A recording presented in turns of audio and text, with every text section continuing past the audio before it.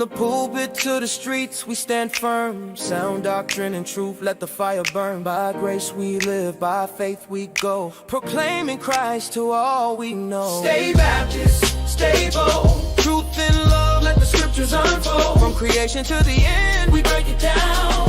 real combos, Christ wears the crown. Stay Baptist, stay bold. Truth and love, Let the scriptures unfold. from creation to the end, We break it down.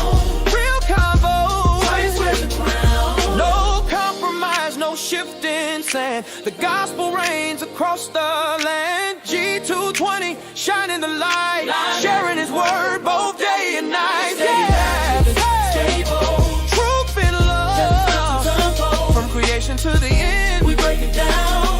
real combo. Christ wears the crown. Stand firm, live high, let the gospel be told. Stay Baptist, Yeah. stay bold. Stand firm, lift high, let the gospel be told. Stay Baptist, Stand, stay bold. stay Baptist. And welcome to this episode of G220 Radio. My name is Mike, and I thank you for joining me tonight.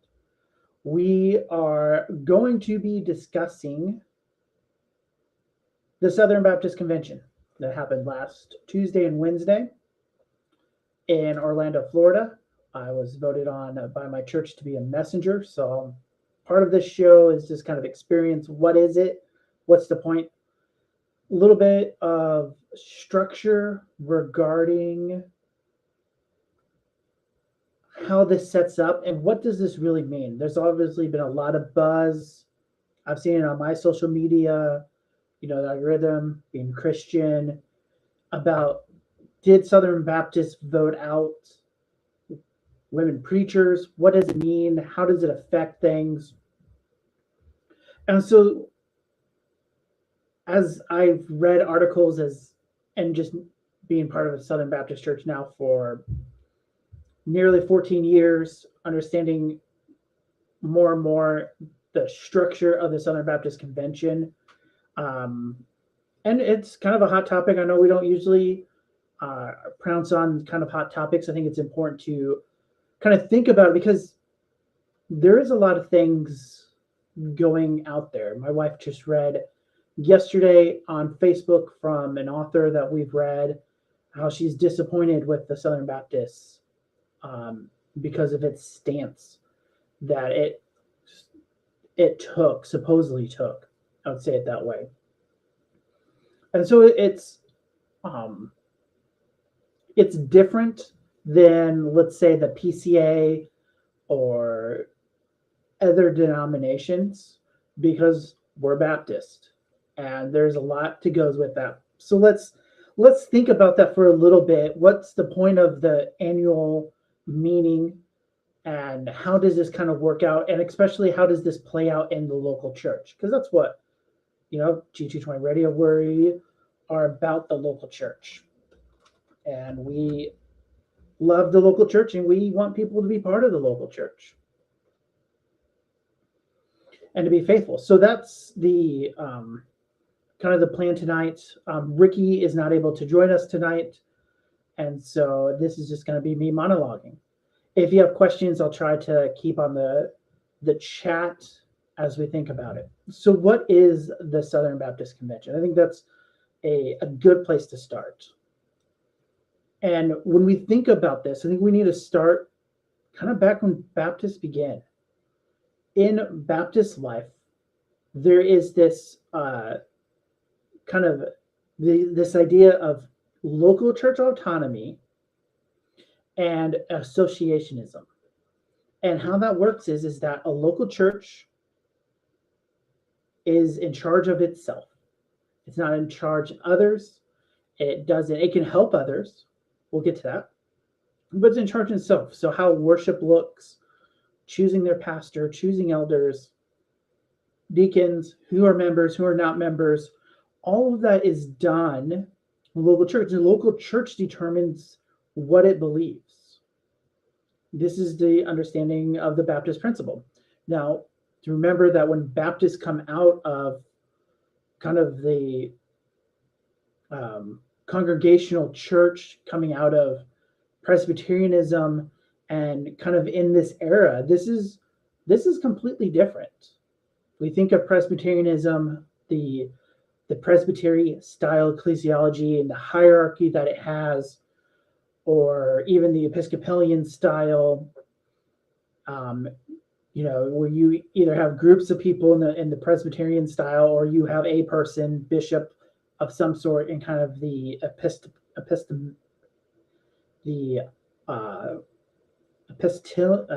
I'm not gonna be able to pronounce it, the Episcopal style. So this would include like Catholics and the Roman Catholics and Anglicans, where we think of maybe the presbyter style. I mean, it's Presbyterianism, for the most part. Congregationalism with that, where you have your different synods and groups. So Baptists, English Baptists, early English Baptists, they come out of this, and they hold to that the church, the local church, has its own autonomy. It should be able to determine its pastor. It should be determined of the elders and the deacons, who they ordain, who they do not. But what we also see early in the Baptist life is that they're not independent of each other. They come together. The Second London Confession of Faith, it comes together in an association which drafts it. So it's not just a church, it's a group of churches that have come together and have decided to form this confession and hold on to it. And we see in the confession, we've done podcasts on this, is this idea of an associationism. That is, churches, like-minded churches, coming together to help each other out and to pursue greater goals. This is kind of part of the Baptist identity. Churches that are independent, that have kind of their own autonomy, and then they choose to come together to benefit others. This is how the Southern Baptist Convention works. It is the same way. Now, there are now multiple layers, not just all these churches in a regional area coming together. It's now, in our case, an association. That's why, like, in one sense, calling the Southern Baptist a denomination is a wrong term. It's not a denomination. It is as I say, it's a convention. It's a gathering of it. And so how the Southern Baptist works is that how this convention works is that you have churches, individual churches, who give a percent of their givings to their local state convention. So I'm in Kentucky, and so my church gives to the Kentucky Baptist Convention, KBC. Not to be confused with Cosmos Del Baptist Church, my own church, but that we give money to the Kentucky Baptist Association.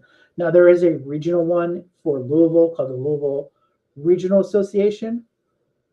We give money to them also, but they're not in the same kind of hierarchical understanding that like the others. And so when we think about this idea of hierarchy, when we think about this idea, this is kind of where it gets confusing. So the local church gives to the state association. Some of it's regional, like Kansas, Nebraska has their own convention and is a little bit more regional. Now, each state convention determines how much they want to give to the cooperative program. It's what it's called. And in Kentucky, it's a 50-50 split. So for every dollar my church gives to the Kentucky Baptist, half of it goes to the cooperative program at the national level, and half of it stays in the state to help with what the state needs to run: disaster relief, educational services, and other things like that. And so when we think about the convention, so then you have this kind of state level, and they have their own annual meeting. The Kentucky Baptist Convention meetings in the fall. All of this money now from all these states and regional conventions go up to Nashville, is kind of what we say, and that's where the headquarters of the Southern Baptist Convention is. Now, technically, as an entity, the Southern Baptist Convention only exists 2 days of a year. That is during the annual meeting. So, kind of outside of that, the convention does not exist in a full state. Now, it has operations all year round, and that is primarily done through the executive committee. The executive committee is that it does kind of the work that the convention needs throughout the year. Part of that includes planning the annual meeting, but they do a lot of other things also. I'll touch about this. This comes later in with the annual meeting and some of the things that happen there. The money that's given from the state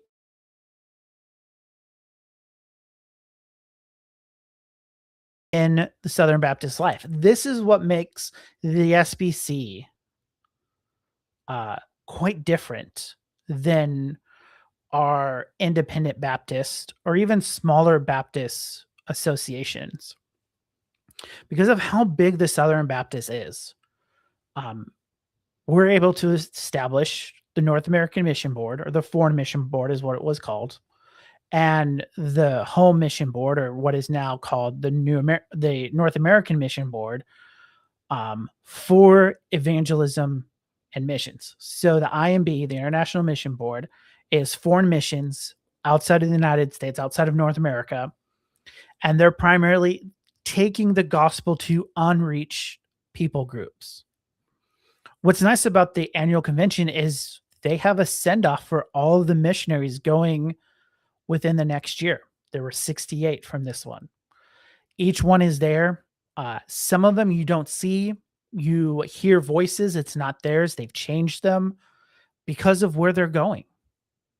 Some are more open, like some went to Spain and are being part of programs in Spain. So there are, there's just time. It's like an hour or two long of just the Southern Baptists celebrating missions. And what's interesting with that, and this is where, again, the cooperative program is so helpful, is that IMB missionaries are fully funded for the field. They don't have to try to raise money. Now, some ways, and in some countries, they have an occupation alongside of being a missionary, because that's the only way they can get into the country. And so they're kind of working, doing the trades they're trained for. They're doing what they, in one sense they love doing, but they're also there for evangelism and mission. Some they're just a missionary. They're doing missionary work, trying to, build the church up there. But they don't have to leave the field, leave their work, go on a, fundraising tour for it. So when we think of the Southern Baptist Convention, and Mohler's amendment helps with this, is that the IMB is on the forefront of foreign missions, spreading the gospel to the ends of the earth, pooling together the money these churches are giving so that they can support missionaries and have them fully funded. And they don't have to worry about, whether they're going to have enough money or when they're going to have to come back to the United States. And on top of that, provide a network that they can do, that they can continue to support them. They were talking about they have a security system in place. Missionaries get devices to that phones that the IMB control, and they can contact missionaries if there are stuff going on to help them avoid areas.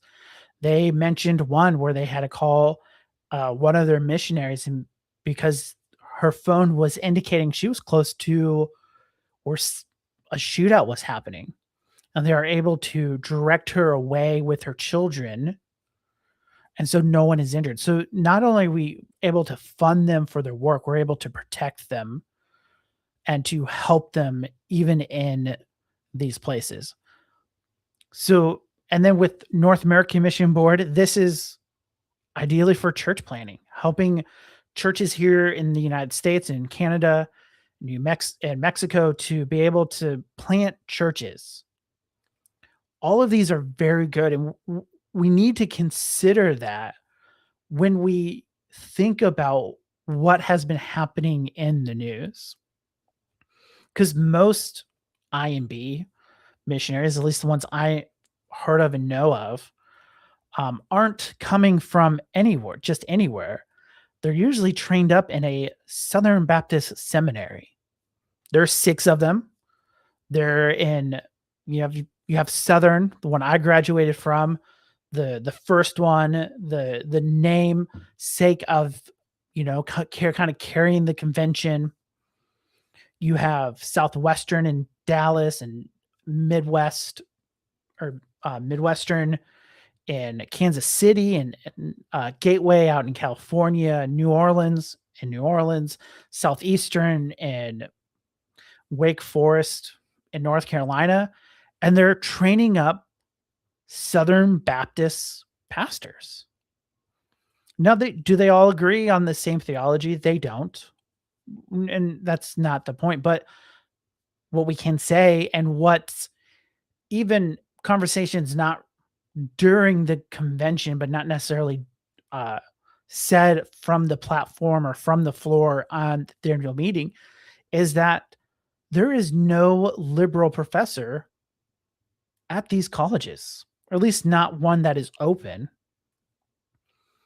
And so you have 6 seminaries who have been transformed because of the conservative resurgence in the 70s and the 80s, and being able to take control of the convention, and which takes control, which was able to put the trustees into the right places so you can elect the proper leaders and turn the entire denomination, the entire convention, conservative.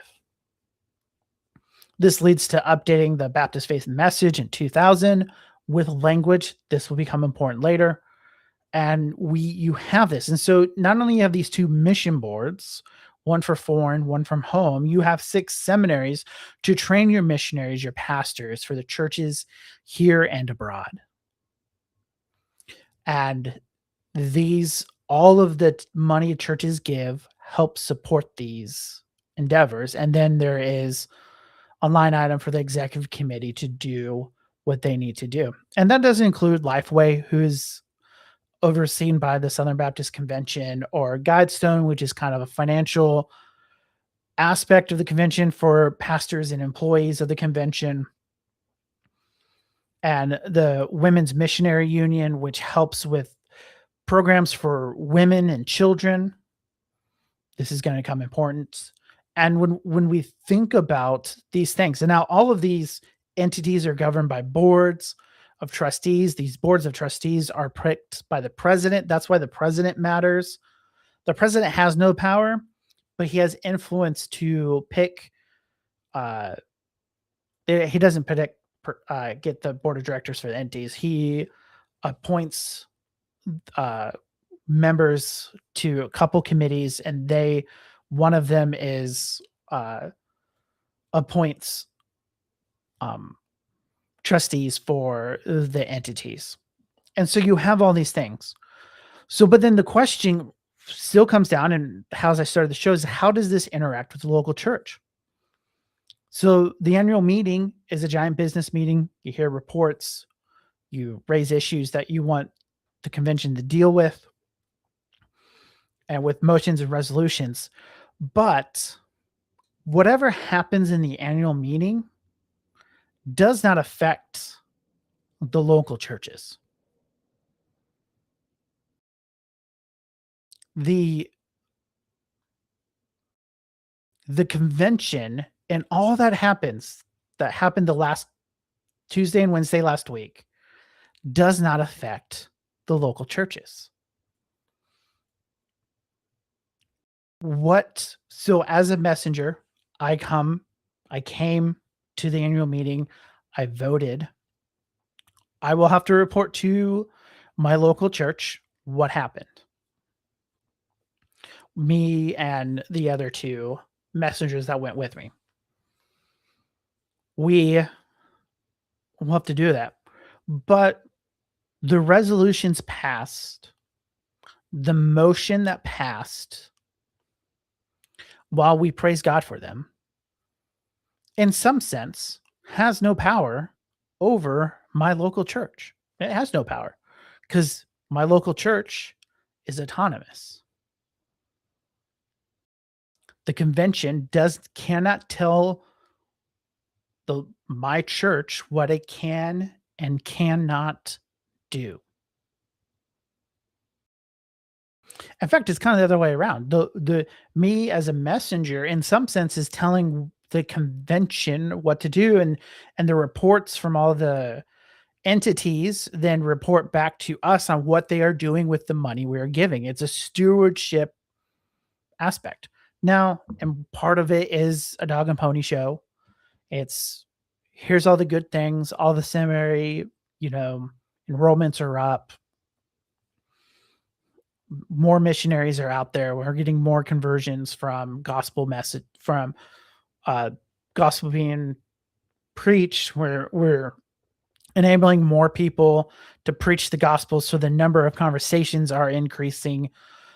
They keep data points on these, and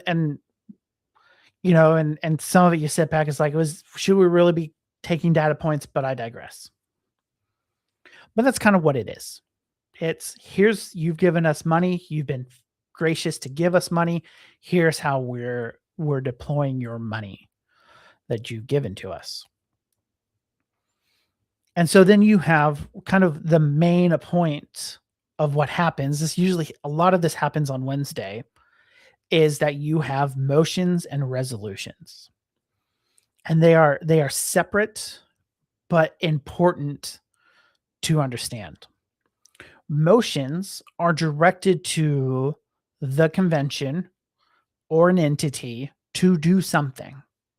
A lot of motions are a motion to create a task force for whatever entity to look at whatever thing they want to look at. Financial transparency. Get a report on how maybe we should use AI as Christians. That wasn't one. I thought about adding it, but hey, you get those types of ideas.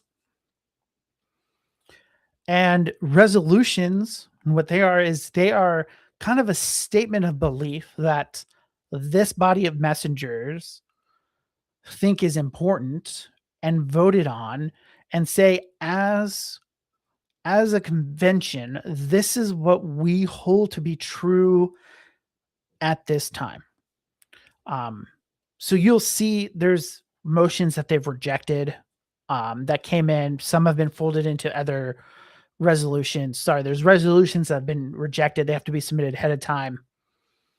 And some make it, some are edited. They kind of bring them together. Resolution 9 is from several years ago, was a really big deal when the Committee on Resolutions argued that critical race theory is a tool, a instrument.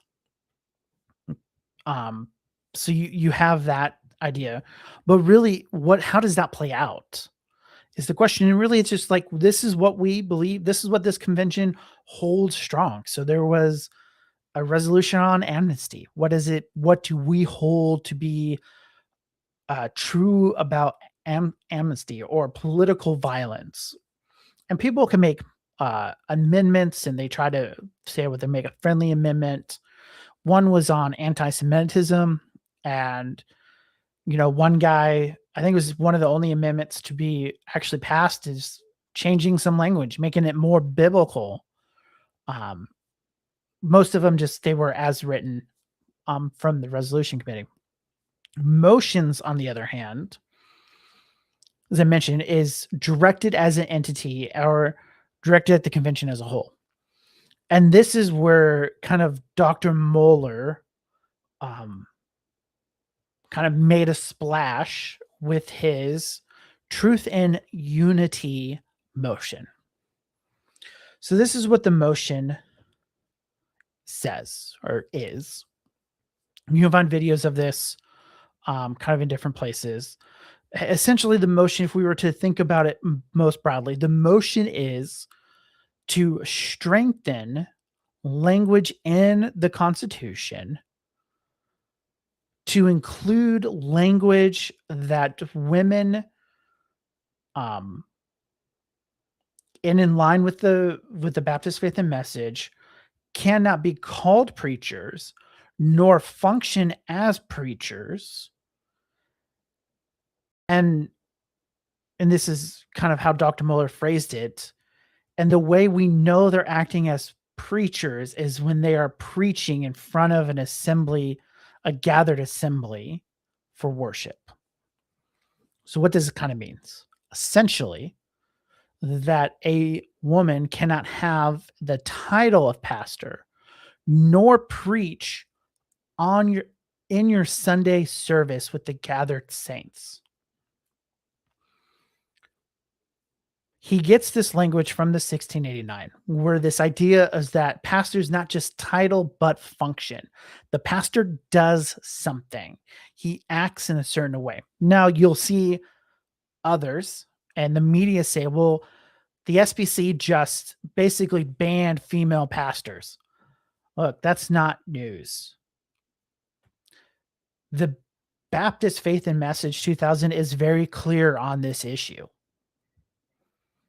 Southern Baptists who agree with the BFM 2000 holds that women can't be pastors, that elders are men. And we've seen churches get removed. Rick Warren's church is an example. And they appealed and came to the floor of the convention for votes, and they lost. Now they still got like quarter of the vote. I was very disappointed. There's other churches that they were close to like in the 90% for removing them. So the Southern Baptist Convention has been and is clear about who they think are the proper preachers. So the debate for this convention, for this annual meeting, was not centered around can a woman preach or not. The BFM is clear. That is the understanding. The Southern Baptists did not vote to stop women preaching. What the Southern Baptists said, and this is kind of important. This goes back to this idea of local church autonomy and the associationism. What the Southern Baptists, what the motion does is it says, if you want to be a Southern Baptist church, if you want to be with us, you cannot have a woman you can't have a woman with a title of elder, bishop, overseer, and cannot function in these roles primarily focusing on the preaching of God's word in the gathered assembly, your main worship service on Sunday. So if you want to be a Southern Baptist church, if you want to give to the cooperative program, this is the requirement You have to be. That's what this motion says. This is what the motion is intended to do. In theory, there should be no church in the Southern Baptist Convention with female pastors, at least in title. That's what I think makes the Beth Moore thing. We think about that. Should the Southern Baptist Convention have done something? In some sense, we should say yes. If she's preaching at her church, they should have been removed from being in friendly cooperation with each other. Then that's all what the Southern Baptists can do. Southern Baptists can't go to churches that they can't go to a church who gives them money and say, you must get rid of your female pastors. That's not how that works. But what they can say is you're no longer friendly cooperation. And because you're no longer in friendly cooperation, you'll be no longer entitled to the benefits of what it means to be a part of the Southern Baptist Convention. That's the difference. That church can continue on its merry little way, doing what it wants. But when they are removed and they are seen as unfriendly to the Southern Baptist Convention, they lose the rights and privileges of being in the convention. So Dr. Mohler's amendment strengthens language on what it means to be in friendly cooperation with other churches. If you want to partake in your missionaries being in part of the IMB, or you want to get the Southern Baptist discount at a Southern Baptist seminary, you have to be in friendly cooperation. And now we're defining more clearly what it means. So the question is, why did he do it? Why did he think he needs to do it? Obviously for 3 years now 4, this has been a hot topic at the convention, at the annual meeting. And to think about okay, well, if we keep fighting this, we need something in place to kind of squash it so we can move on. And he gets this idea that the Southern Baptists made the same type of constitutional amendment 20 years ago, 30 years ago, or something like that. I wasn't a Southern Baptist at the time, on the issue of homosexuality.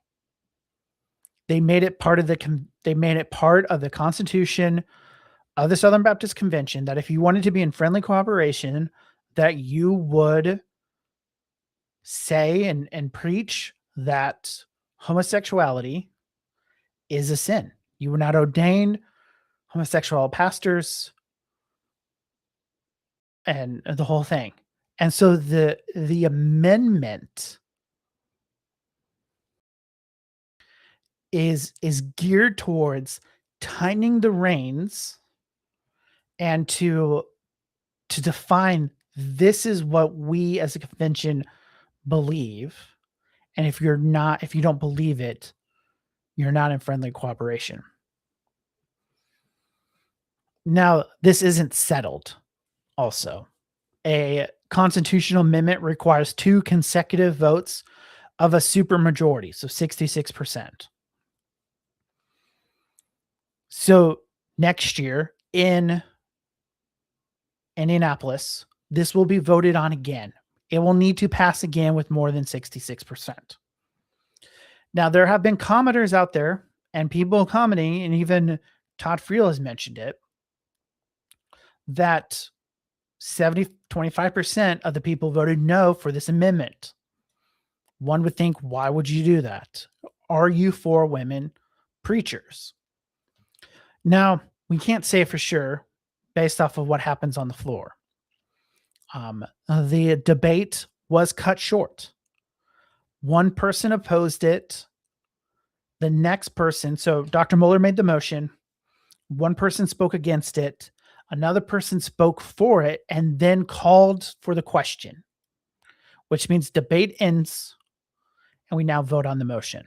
That is how it worked. Could there been more debate? Yes. Should there have been more debate? It depends who you talk to. But that is what happened. So the one person who spoke up in disagreement to Dr. Mohler's amendment said this. His entire argument was based off of, look, we have the Baptist faith and message. I've mentioned it already. It is clear about the matters. No one's so right now on agreement. Why he's opposing it is because at this time we are removing those churches. We've removed them and we continue to remove them. This amendment to the Constitution is not needed. We're doing what we're supposed to be doing. We have everything in place. We don't need more control. Now, when we think about his argument, in one sense, we can agree, like, yes, good. That is good. That is great. But the problem is, this keeps coming up. It keeps just repeatedly bringing its head up in the convention. And I think Dr. Mohler is realizing it at the time. We got to, if we want to move on, we need to squash this. We need to get it stopped so we can kind of focus on the gospel, to focus on our mission, not only locally in our churches, but globally through our missionary boards.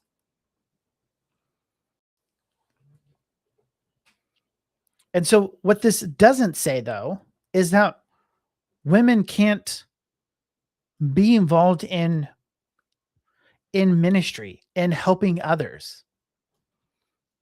This and in some sense, this doesn't stop. We could think of like Together for the Gospel Women's. Well, women stand up in front of women and preach, and not preach, but they teach. They have things. I mean, in one sense, we can say they're preaching, but not kind of in the narrow, defined way in which the amendment is looking at. We can see that. We can see how women bring value into the church. This isn't saying that if you're in Sunday school that a woman can't help in discussion and bring insights in discussions. This is a very narrowed focus that as Southern Baptists, what we voted on is saying is that you have these titles and you have these functions, what it means to be a pastor, a bishop, and overseer. Now we believe they're all one. And Paul is clear that women are not allowed to be in those positions.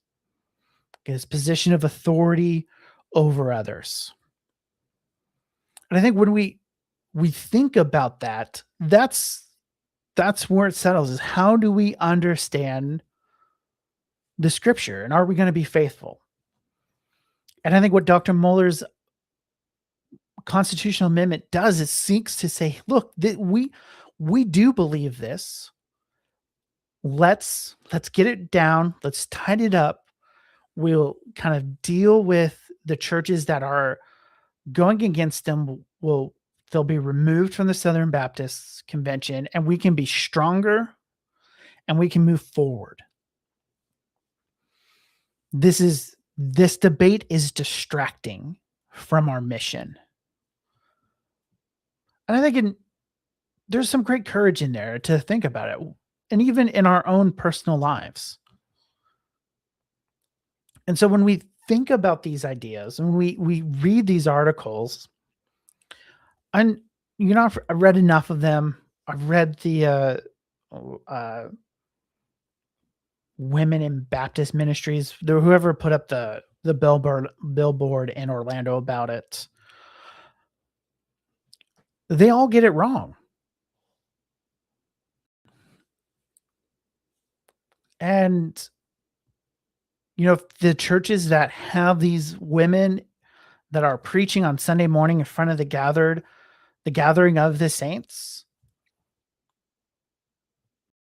I mean, they still have to be reported. They just don't get automatically kicked out.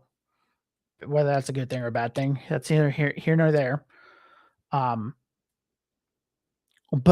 the amendment does give the Southern Baptists clarity needed to make swift and decisive decisions. And I think that was the point. Because in the end, that means that the churches that we are coming together are more aligned, have clarity on these. But I think also it establishes within the culture, yes, we're conservative. They're going to probably call us whatever names they want to call us. But that it shows that we're standing firm in the gospel. Look, the Southern Baptist Convention, I don't want to whitewash it. It's not perfect. There are sooner rather than later.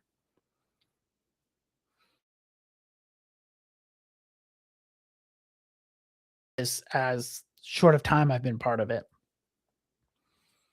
But when we think about it, even as a whole, in the larger geopolitical life of America, the Southern Baptists and standing firm for these things help, I think, other denominations like the PCA to give them courage to stand firm also. Now, the Southern Baptist Convention has mechanisms that's why we can, we turned the tide, the ship to move slow, but we turned it around. And the Presbyterian model doesn't have some of those same enablements. But I do think that making the statement that as Christians, this is what we believe the Bible says, and we're going to hold fast to it. It gives encouragement for other denominations. And also, as we think about missions, that means the people who are coming into the IMB, they have to be sponsored by a church. That church has to be in friendly cooperation with the convention, which means that our missionaries are going to be ones who believe these same convictions. And in one sense, and to stand firm in these kind of ensures they are hopefully saved. This guards the seminaries and making sure that they too continue to hold to what is the teachings. The Constitution has this kind of a bigger move within the entities because of it, because the churches involved with it are now feeding these people into and continually bringing these conservative convictions to the mission field, to the pulpits, which is going to continue to push Southern Baptists along in the case for Christ and to continue to preach the gospels and to build up. And then you have these kind of other ministries related to it. You can think of Nine Marks. There are some missionary agencies that aren't part of the Southern Baptist Convention, but are closely related and part of and are supported by Southern Baptist churches. that also continue this. And I think that just builds this up stronger for it. Now, does God have to use Southern Baptists? He doesn't. But I think what we are seeing, and hopefully what will come out of it, is God's blessing towards the Southern Baptists. And that we can be stronger in our conviction, stronger in our evangelism, and stronger in our mission to preach Christ crucified and to minister to those who are less needy through like the disaster relief. I mean, Southern Baptists are there soon after a tornado hits or hurricane, even overseas. And our IMB missionaries, with support of the Send Relief, is able to help communities and preach the gospel while we're there. I think this amendment, I'm showing my cards, helps Southern Baptists to be more faithful. And then I think the prayer is that God honors our faithfulness by helping us be more missional minded as an organization.